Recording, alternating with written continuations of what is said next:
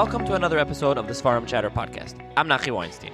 This episode of the podcast is sponsored by Gnozim Stefanski for the publication of the second, revised, and expanded edition of Sifrei Yesod, which is a comprehensive list, essentially a bibliography of the most fundamental and influential books of the Jewish Torah library.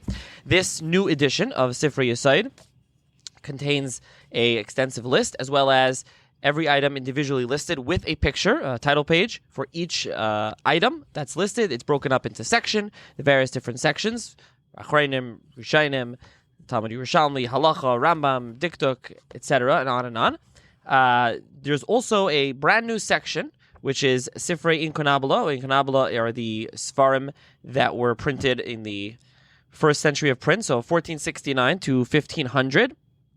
It's a complete in-depth section. This is about 70 pages. This is completely brand new. This was not in the first edition of Sifrei Yesod.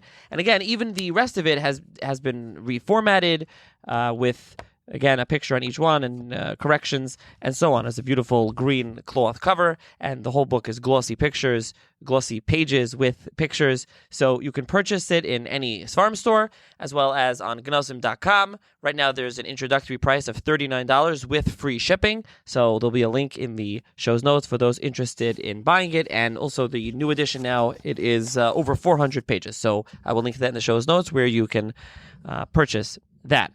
Also, you can check out Gnozim's new auction catalog, Auction 18, and stay tuned for the podcast Auction Chatter coming after Shavuos.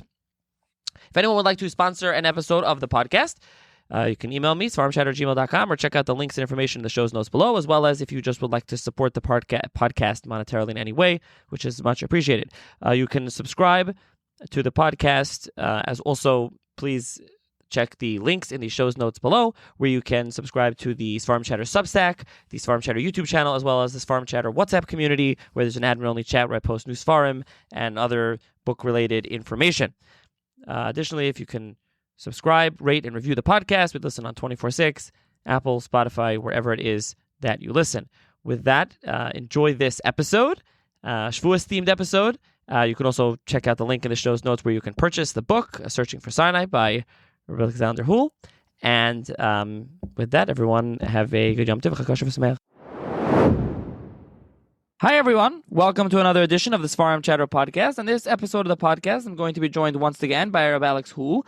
And this time, we'll be discussing his book, Searching for Sinai, the location of revelation, published by Mosaic Press, as are his other books. And this book obviously is about where Har Sinai is. What's the general idea of where it is, the general kind of consensus, the popular view, and what R Alex has issue with, and what he came up with. So he's also the author of a number of other books, The Challenge of Jewish History, as well as Pharaoh, Biblical History, Egypt, and the Missing Millennium, which we have a previous podcast on. Also, The Desert Encampments, From Sinai to the Holy Land. We also have a podcast on that, as well as his newest book, which was The 6 Days of Creation, The Garden of Eden, Dinosaurs, and the Missing Billions. So thank you, R Alex, for joining me once again. Oh, yeah, I'm delighted to join you. It's a pleasure. Okay, so let's start off Har Sinai. Why a book? Why write a book? Why research the topic of where Har Sinai actually is? Right. Well, we do find actually in the Talmud that there's mention of the location of Har Sinai. One of the Amoraim was actually invited by a person in the wilderness to take him to Har Sinai, which he took on. So, and the Gemara mentioned such a story, so there must be significance in knowing the location of Har Sinai. This Amir was very interested. Yes, it's unfortunately over the years we seem to have lost the exact location. We don't have any tradition with respect to from the Jewish sources, and I think knowing the place where the Torah was given would give a connection to what was given on that mountain. Shavuos is a time when we receive the Torah every year. It's a renewal of the Torah. We have a mitzvah in the Torah to remember Ma'amad Har Sinai. If we can have picture a photo of the real Har Sinai, we can connect to what happened there on the day, and that will be able to really bring to life the Maimad Har Sinai, which we need to carry throughout our lives. So this was the most monumental moment in the history of mankind. To be able to connect with that place brings a connection to holiness. We know from the Mabit that every place where there was a place of Kedusha, that Kedusha will remain forever in some form. We know that once the Torah was given and the shofar was blown, that people were allowed to ascend the mountain, but a remnant of that Kedusha will always remain. We find in the Mishnah, Bas Kol Yotzes Mehar Chorev, even today there's a voice coming out from Mount Sinai. So that is very significant, the place to be there and to be able to visit there, even if just visually, that is some kind of connection to the Torah and to what was given on it. Now, a further importance in locating Har Sinai is in this day and age, unfortunately, 150 years ago, it wouldn't have been necessary. Basically, the whole world accepted the Bible and the Torah. But over the last 100 years or so, academic scholars have claimed to amass a vast volume of evidence, which they claim seems to be challenging the basic story of the Torah, the Exodus, the giving of Mount Sinai, what was the Torah, in fact, the actual nation of the Israelites. It's all wrong, of course, but it needs to be shown and demonstrated. And unfortunately, the general bulk of the academic arena is basically denying the Torah. And that has unfortunate influence on the Jewish people, the people who are not so learned and have questions.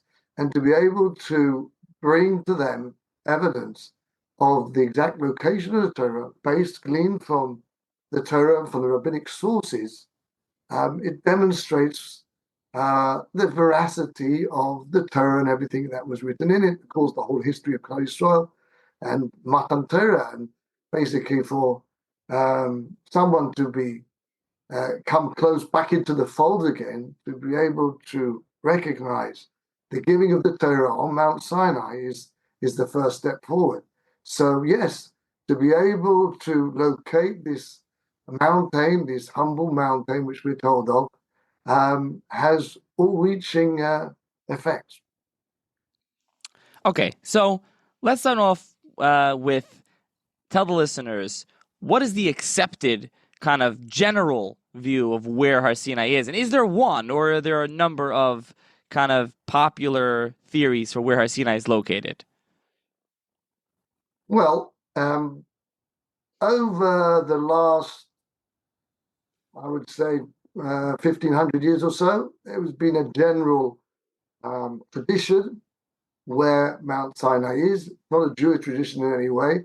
It's a tradition from a Christian, Helena, the mother of Constantine II. She was very interested in locating all biblical sites in order to be able to set up a monastery or some kind of worship, house of worship at the sites, Christian worship.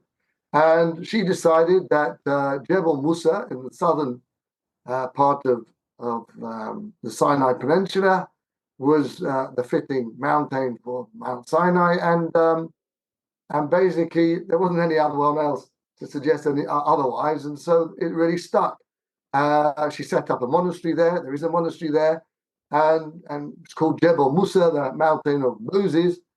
I'm not sure which came first, her definition or the Jebel Musa itself, but that's what was her location, and it has generally been accepted until the last 50 years or so, where researchers have found problems with that location and have looked for other locations in the Sinai Peninsula. Generally speaking, the locations which have been suggested on the Sinai Peninsula. However, recently, in the last decades or so, 2 decades, there have been suggestions that Mount Sinai might lie in Saudi Arabia. That's basically a general idea of all the various mountains which have been suggested. And do you want to at least explain, before you debunk these theories, do you want to explain what's the reason for that shift to that now new idea that it's located in Saudi Arabia? Well, generally speaking, the reason why the initial option was for the Sinai Peninsula, because we're told that Moshe Rabbeinu asked initially Paro for a 3-day journey into the wilderness to offer sacrifices. Although he doesn't actually mention Har Sinai, the assumption is he's referring to Har Sinai, and therefore Har Sinai must lie within a 3-day journey. So it's quite a big expanse, the Sinai Peninsula, from one side to others, over 200 kilometers. So it would have to be a 3-day journey in normal conditions. It would take us somewhere in the Sinai Peninsula. Now, this is erroneous because, first of all, we know that that they traveled, that Israel traveled when they left Egypt. They actually left Egypt on the 15th of Nisan, and they arrived at Har Sinai at the Rosh Chodesh Sivan, which was 2 months 2 months later. So they didn't take a 3-day journey. Went through various stations beforehand, and the reason is why they didn't take 3-day journey, because that was only the initial request of Moshe Rabbeinu to make it easier for Pharaoh to agree, but he didn't. And in the last 5 plagues, we don't have a mention of Moshe asking for a 3-day journey.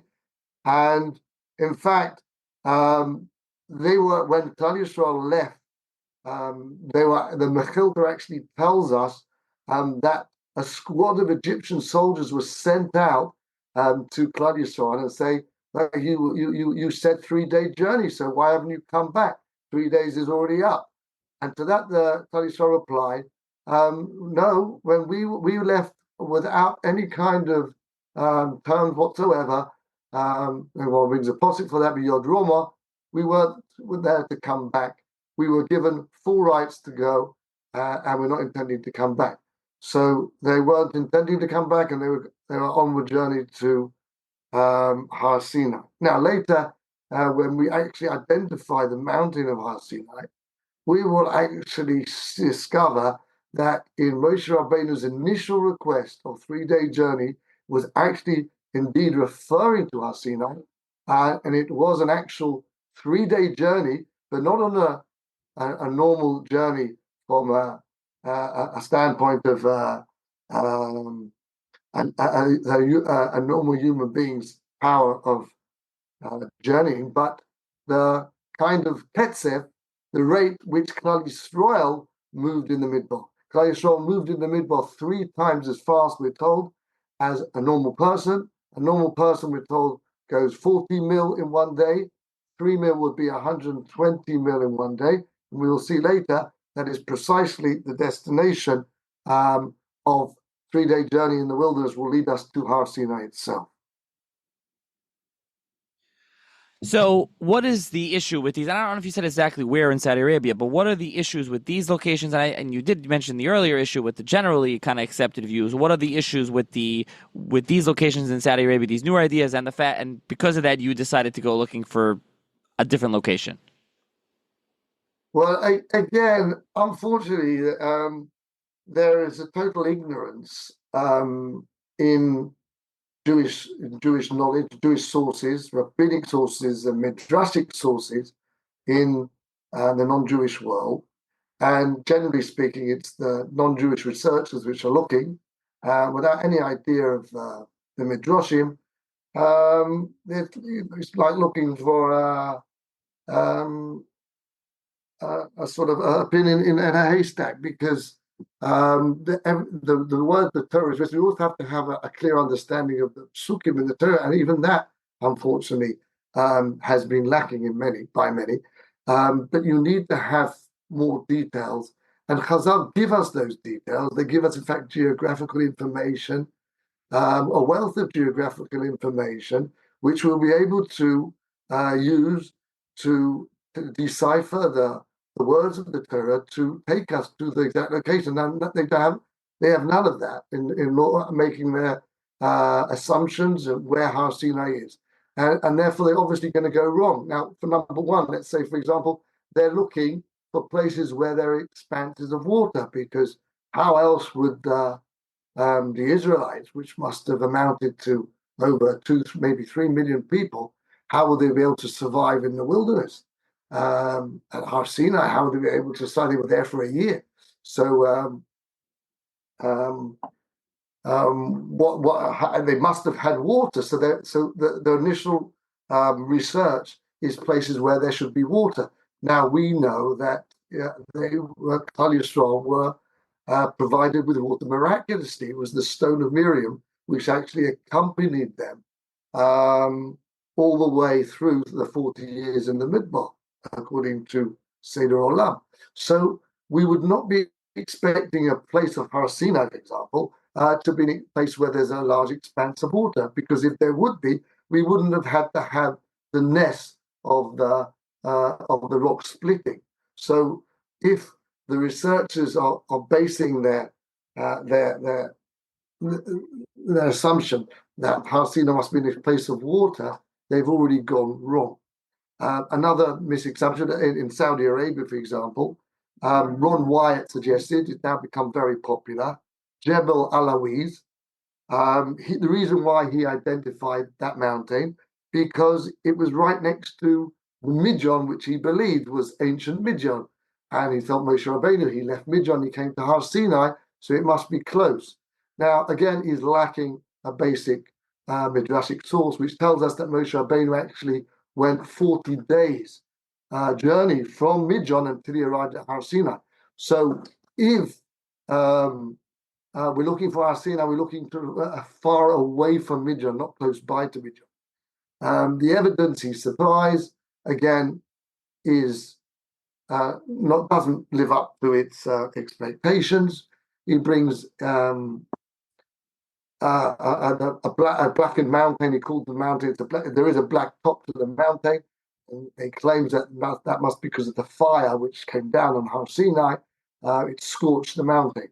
Now, this fire was a heavenly fire, and we know it didn't scorch. The heavenly fire didn't scorch the sneh when Moshe Rabbeinu came to visit Har Sinai. So we wouldn't expect that this heavenly fire would scorch the mountain and leave it black top. And again, other researchers have already discovered that it's not something which comes about through scorching of fire. It's a well-known reaction of the sun with a certain kind of stone in other places in the world as well. Another source of evidence, this gigantic rock which he found, which has a very impressive split down the middle, which is close by, and he claims that was the rock of Miriam. Again, we know the rock of Miriam was a small rock. When it got lost between the rocks when Moshe Rabbeinu died, it wasn't this gigantic rock, and it shouldn't be there, because it continued with Klal Yisrael over throughout their sojourns in the Midbar. So again, by no knowledge of midrashic material, he's bound to make erroneous identification, which he has done. And that basically goes for all the assumptions and researches. There hasn't really been any concrete evidence whatsoever for any one particular mountain where Har Sinai is. And basically they have tried to make excavations at the various places, and they discovered nothing substantial at all, because they're all the wrong identification. Now, what about the Har Sinai rocks that have the sneh on it that have become very popular? Right, yeah, that's talked a lot about in the Jewish sources, but again, it doesn't come from midrash. So we have to go to the source of where that come from. It's mentioned in Megillah Amukes, but the Megillah Amukes is not the source. He takes it from Rav Moshe Navoni. The first source comes from Rav Moshe Navoni. It's the only source. That's where it comes from. All this legend of the Sinai rocks is based on what Rav Moshe Navoni, right? Rav Moshe Navoni was he was on the Rishon, a time of the Rambam.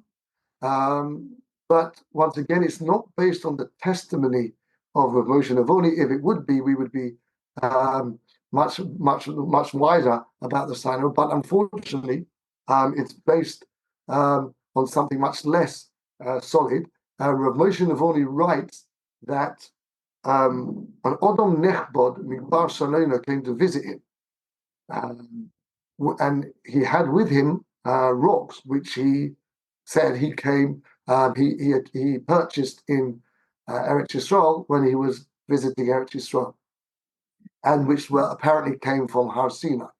So we are based on the testimony of the Odom Nechbod of Barcelona, who's telling us that these rocks come from Har Sinai. Now, this Odom Nechbod from Barcelona lived in Barcelona. He surely did not know where Har Sinai was. So if someone told him when he came to Har Sinai, evidently it was an Arab merchant who told him and sold him these stones, claiming that they were from Har Sinai. So ultimately, the veracity of this legend is based on the testimony of the Arab merchant who sold these stones to the Odom Nechbod from Barcelona. Now, these stones are interesting. They have this remarkable feature of them that they appear inside the stone appears like what could be described as a snare. And if you break it into two, you will also see this formation of a snare inside, however many times you break it. Yes, it is actually interesting and fascinating. But again, now recently, researchers have discovered that this is not something which is unique to the Sinai Peninsula, which apparently these stones have come from. I couldn't verify if it actually came from Jebel Musa itself, but apparently these stones do come from the Sinai Peninsula. But these kind of stones appear elsewhere in the world. So we wouldn't have thought that if there was meant to be some kind of sign of Har Sinai, that there would be stones which appear elsewhere in the world, which have the same kind of snare formation inside the rock. Furthermore, when I wrote about this, I was contacted by somebody who told me that it gave me a name and address to contact somebody in America who said that he was in upstate New York and he found identical stones where every time you cut them, you would be able to find this snare formation. So this idea that these stones come from Har Sinai is dubious, and especially in the light of the evidence which we can now see that Har Sinai evidently is not in the Sinai Peninsula. We have many proofs that Har Sinai is not in the Sinai Peninsula whatsoever. It's actually in Saudi Arabia. And what's interesting is that one would assume that Har Sinai is in the Sinai Peninsula, but the thing is, it's kind of circular. The Sinai Peninsula could be named for the fact that they thought Har Sinai is there, so it's not a proof. That's not a riot. Yeah, exactly. That is evidently the reason why the Sinai Peninsula is called the Sinai Peninsula, because of the mountain Sinai. Interestingly enough, we find that Mount Sinai has two names.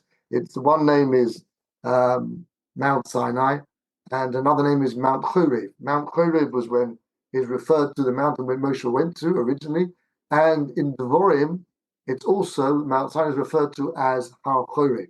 In the time when actually Klal Yisrael were at the mountain, it is called Har Sinai. So evidently, it was only called Har Sinai when Klal Yisrael were there. But its original name, and its name which continued afterwards, is actually Har Horeb. And that is what we find in the Mishnah, Bas Kol Yotzis Hayom, from Har Horeb. So the mountain we're looking for is not actually, we should be looking for the Horeb Peninsula if we really wanted to find Har Sinai. Exactly. Okay, so now let's move on to what you came up with, where Har Sinai is, and that really starts with, this is something I think we discussed this in the other episode, the encampments episode, which is where was Kriyas Yamsuf and where did Bnei Yisrael leave Mitzrayim, and then we can trace, as you say, in the footsteps of the Bnei Yisrael, of the Israelites, to trace them as they go from leaving Egypt to Har Sinai. Right. Yes. Well, we have actually very, very sound information about the whereabouts of Kriyas Yamsuf, because we have Rionis ben Uziel, who describes Ramses by the name of Pelusium. And Pelusium is a well-known site, ancient site, which is still on maps today. It's on the north of Egypt. It's actually north of Suez, at the top of just about the tip of the Mediterranean, directly north of Suez. That's just a place called the ancient Pelusium, and that is Ramses. Now, we are told that Klal Yisrael left Mitzrayim from Ramses, and in one day they managed to go a journey of 120 mil. 120 mil until they arrived at Sukkot. Now, Sukkot is where we're told that Klal Yisrael received the clouds of glory. Clouds of glory is interesting why they should receive the clouds of glory just only at Sukkot. Well, it's actually hinted to in the beginning of Parshas B'Shalach, because when it talks about the Yetziah of Mitzrayim, Parshas B'Shalach, it talks about leaving Sukkot, which we'd have thought it should mention leaving Ramses.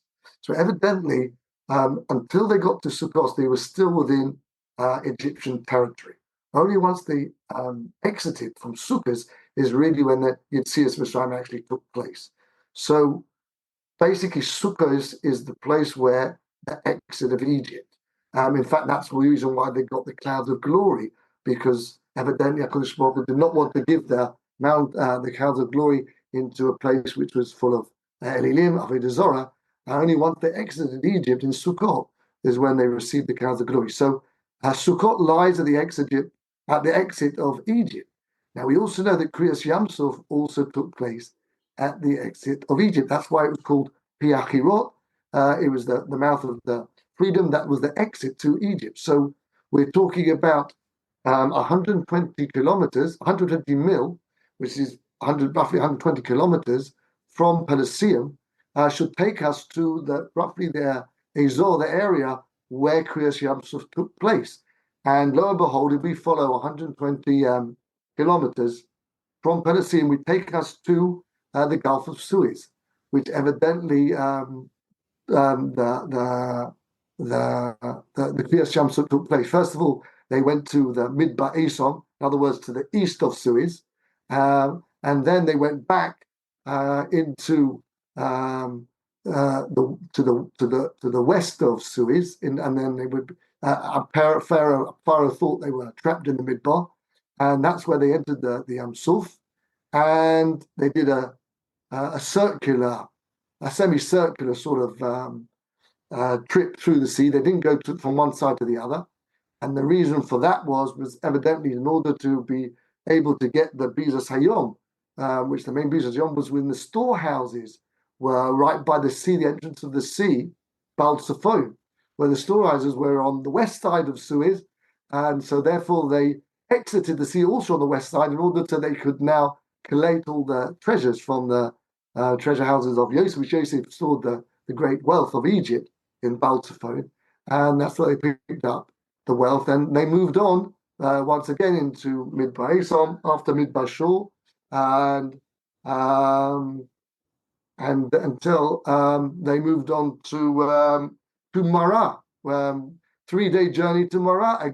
Once again, we find that a 3-day journey from the exit from the area of Suez, we come to a bit north of that. We come to a place which is still called today as the Bitter Lakes. Marah is bitter. The water was bitter.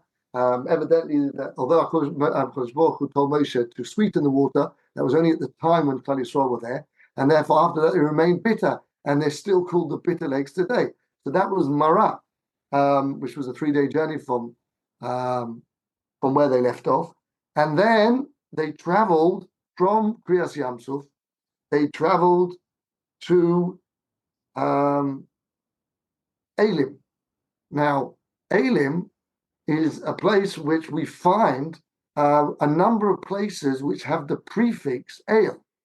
Eilat, El Paran, Elot, around the Eilat area, which is actually the if you have a look at the map of the Sinai Peninsula, basically the Sinai Peninsula is bounded by two arms of the Red Sea. We've got the western arm of the Red Sea, which is the Gulf of Suez at the top, and we've got the eastern arm of the Red Sea, which is where the Gulf of Aqaba, where Eilat is, and between the two is basically the Sinai Peninsula. So if they went to Elim, and Elim is next to Eilat, that's all where places are called Elim, so they would traverse the whole of the Sinai Peninsula to get to Elim. Now, indication of this is from the fact that straight after Elim, they came once again to the Yam Suf. Now, if Sinai was being the Sinai Peninsula somewhere, we wouldn't expect them following their exit from the sea and going tomorrow, moving on towards Har Sinai. We wouldn't expect them to come and station themselves next to the Red Sea again. Yet we find in Parshas Maseh that after Elim, they encamped by the Red Sea once again. So according to the map where we find Elim is next to Eilat, then that is understood because that's the Gulf of Aqaba is the Red Sea. So just after Elim, as they entered into Midbar Sin, a new Midbar, which is actually Saudi Arabia, their first encounter was the Red Sea. And so that led them to the Red Sea. Then they went on from Olush, and then they went on to basically to Refidim, which was very close by to Har Sinai, and then they went on to Har Sinai. So we have Har Sinai in the Sinai in the Saudi Arabia. Now we actually, from the Psukim alone, we can get an exact location of Har Sinai based on a few words written in Parshas Devorim, namely as follows. The Pasuk says that Moshe Rabbeinu said to Klal Yisrael that when leaving Har Sinai in their onward direction towards Eretz Yisrael, they were headed towards Har Mori. Now, Har Mori, we're told, is in by the Meraglim, was on the southeast side of Eretz Yisrael, next to the Dead Sea. That's where Har Mori was. So they were heading towards Har Mori. Another piece of information in the same few verses, Moshe Rabbeinu says they also were heading towards Kodesh Barnea. Now, Kodesh Barnea, we were told by the Rambam, is that we also indicated in the Psukim that it was on the southwest corner of Seir, which is next to the Gulf of Aqaba, because Seir is the reches of mountains between Eilat and the Dead Sea, and the southwest corner lies right by Aqaba, and they were heading to this Kodesh Barnea at the edge of the wilderness, as well, at the same time as they were heading towards Har Mori. Now, in order to be following in one direction and to be heading towards Har Mori, and also to be heading towards Kodesh Barnea, which is by the Gulf of Aqaba, they must be that the Gulf of Aqaba, Har Sinai, and Chorev must be in a straight line. So it may take an extrapolated line from basically the bottom of the Dead Sea where Har Mori is, and pass it through just next to the Gulf of Aqaba and continue through Saudi Arabia, we should arrive at Har Sinai. Now, one added piece of information allows us to pinpoint the precise location of Har Sinai, where exactly on this extrapolated line Har Sinai lies, is because Moshe Rabbeinu said that when they left Chorev, they traversed the whole of the wilderness. So if Har Sinai was located anywhere in the middle of the wilderness, Moshe Rabbeinu would not be able to say that they traversed the whole wilderness. So we must have an identification of Har Sinai at the end of the wilderness. So now, if we take our extrapolated line from Har Mori, follow through next to the Gulf of Aqaba into Saudi Arabia until we come to the end of the wilderness, we should arrive at Har Sinai. Now, if we follow our line, we actually arrive at the bottom of the wilderness, next to the Red Sea, in a place which, lo and behold, is still called today Al Khoreba. And just next to Al Khoreba, there's a humble little mountain, which I won't give you too many guesses to get what it is. It's actually called Jebel Khareb, Har Horeb, still today. And it has all the simonim which are said in Chazal and the Psukim, which fit with the dimensions and description of Har Sinai. Fascinating. Now, in the book, you lay it out as method 1, and then you also have method 2 and method 3. Do you want to elaborate on what those are? Right. So we can actually have mathematical identification as well. If you recall, we mentioned a bit earlier that they traveled a three-day journey, a 3-day journey into the wilderness, but we were told by the Medrash that they went 3 times as fast, And if we take what the Chazal tell us, a person could travel in a normal day's journey, a 40 mil, and if he went 3 times as fast, that would be 120 mil. And we're told that they in the Gemara Tainis that Klal Yisrael traveled from Har Chorev all the way to Har Mori in 3 days. It took a 3-day journey. So if they were going at 120 kilometers a day, that would be 360 kilometers roughly. If we go from Har Mori 360 kilometers, we are taken to Chorev, the Chorev which we have identified, Al Khoreba. So we have mathematical harmonization from Chazal that Har Sinai lies roughly 360 mil from Har Mori. We have another way of mathematical identification. This is also a 3-day journey. It's obviously a 3-day journey. This 360 mil could also be taken from the diagonal from Har Esom, from Midbar Esom, where they exited after leaving the sea. They went into Midbar Esom afterwards, and that Midbar. From that midbar to our location of Har Chorev, you would take a diagonal. You'd have to go through the sea, but Klal Yisrael had the power to go through the sea. They managed to traverse the sea. It's also a distance of 360 mil. So when Moshe Rabbeinu said to Paro, it's a 3-day journey into the wilderness, it's exactly what it was. It was a 3-day journey going at the rate of Klal Yisrael. In 3 days, Klal Yisrael could manage to traverse 360 mil. Yeah, so that is the first mathematical harmonization. Another mathematical harmonization is that Moshe Rabbeinu tells us at the beginning of the Devarim that to Kodesh Barnea, which was not Har Mori, which was by the Gulf of Aqaba, it was an 11-day journey. Now we're also told in the Parshas Baloscha by the Medrash that this 11-day journey was cut short by 3. They managed to do it within a third of the time, because it was an 11-day journey based on going up and down, because the whole of the area was mountainous. You had to go up and down, and that would take 11 days. But because of the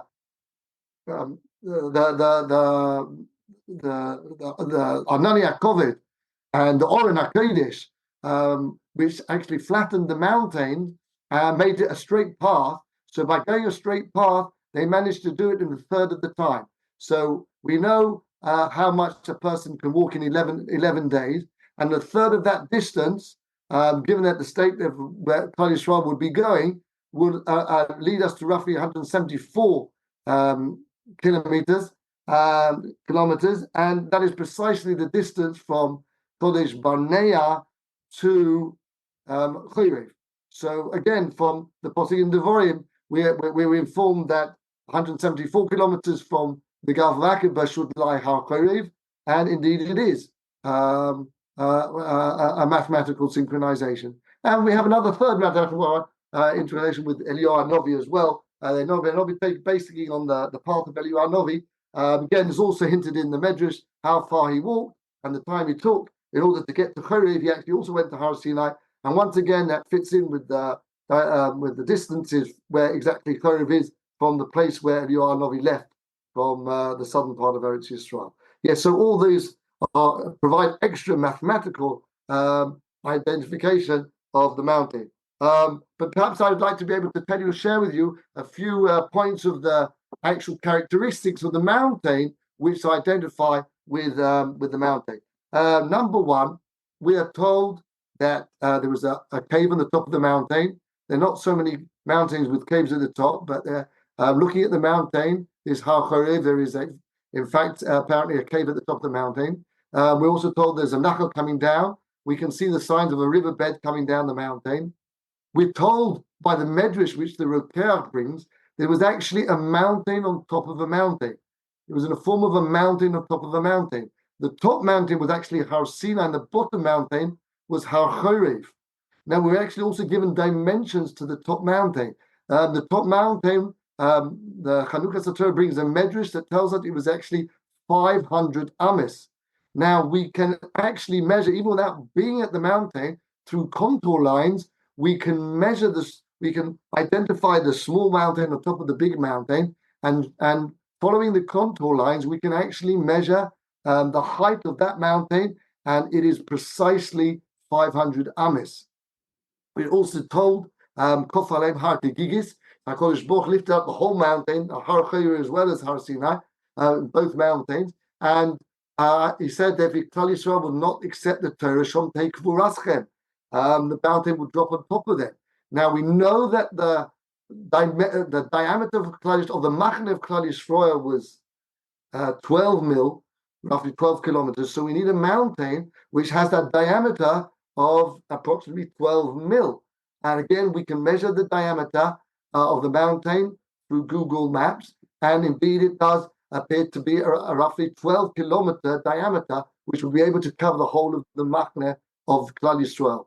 It's a place where there are snares. It's the place where the location of all the locations up from leading from Ramses all the way to Har Sinai, everything fits in. And a fascinating offshoot is that if you actually follow the path of Klal Yisrael from Ramses to Har Sinai, to Har Chorev, to Jebel Chorev, you'll actually find them actually following the letter of a lamed. First, they went directly south to where the Kriyas Yamsuf took place. Then they went directly east along the sort of the roof of the lamed, and then they went south again into Chorev, which is a lamed. So really, this is the form of the journey, which is very apt, because they were coming to learn the Torah, which what the letter lamed represents. So all in all, we have all kinds of indication from the psukim, from the Chazal, from the mathematical dimensions, that this indeed is Har Sinai, and lo and behold, is actually still called the only mountain in the world called Har Chorev, and it's in a place which is called Horeba. So how much stock do you put into the fact that it has this name? You know, you've mentioned a bunch of times that they have these names that still reflect it being Har Sinai, Har Chorev. How much do you put into that? How much do you use it as a proof, or is that just convenient once it, it backs up what you've been saying otherwise? But that's not your main reason. That's just like the cherry on top. Yeah, it's a cherry on top. But I do put the very fact that if I were to find a mountain called Jebel Chorev, I would not identify it as Har Sinai, because mountains can be given different names. People can believe that Har Sinai can call it Jebel Chorev. But this is a humble mountain in the middle of nowhere. No one has ever identified it as Har Sinai, because you need to have knowledge of the Torah and knowledge of Chazal, and really only nowadays the kind of information which we have, the technology we have, allows us to pinpoint this mountain. So in the ancient past, I wouldn't have thought anyone, some assumed that this was Har Sinai and called it because of that. So the fact that the name actually synchronizes with all the information which we have leading to R Sinai, I don't believe that such a coincidence could possibly occur, and therefore it does give a lot more weight to the evidence. All in all, that to the synchronization of all the evidence together, plus the fact that the name is Har Horev, surely could not be coincidental, and must be that, because everything must be true, and this indeed is Mount Horev, the original Mount Horev, the place where Har Sinai, where the Klal Yisrael received the Torah. Okay, so I will try, if you send me like a Google Maps link of it, I can put that in the show's notes as well. Listeners can click and see where that is. I'll also include, obviously, a link to purchase the book. I'll mention about the book, there's countless maps and graphics, and there's, different showing, the different lines where the Bnei Yisrael went and the travels. These also have pictures they've taken, and it's all in color, which is very nice. And as a feature of your other books, I mentioned this in the previous episodes, you also have, they're not footnotes, they're side notes. So the notes are on the side of the pages, and then you really work through this systematically, bringing the general ideas, approaches, the issues with that, newer approaches, issues with that, your approach, and the proofs, and working through a lot of what we just discussed here, but much more in depth. Also, you have a number of appendices in the book as well, which have to do with your other books. The Pharaoh of Joseph is one appendix. One of them, the instigator of the oppression, is another one. The mysterious 94-year reign is another one. The revised chronology of the Sixth Dynasty. So you have a number of other things. You also have an appendix about Midian, which is Negev for here, and the formation of the Dead Sea. But you have a number of other things in here that you put in the back. Was that just that you're writing this book, you just put it in here? All your books are kind of loosely related, but is that the appendices are not necessarily related? It was just a place to put some other things that you came up with? They are related to the issues, again, of like Yetzias Mitzrayim. I brought into exactly who was the dynasty of Egypt, which where Klal Yisrael left, and various appendices which are related to Har Sinai, the location of Har Sinai as well. The final appendix is actually fascinating.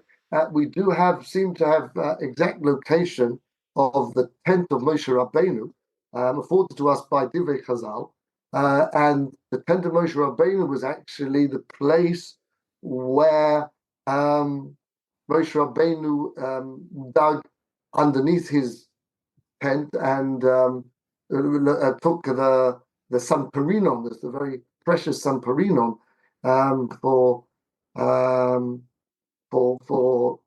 Sluchos Hashnias, and so. I believe the diamond mine is still there, and we have now knowledge of the exact location of this diamond mine.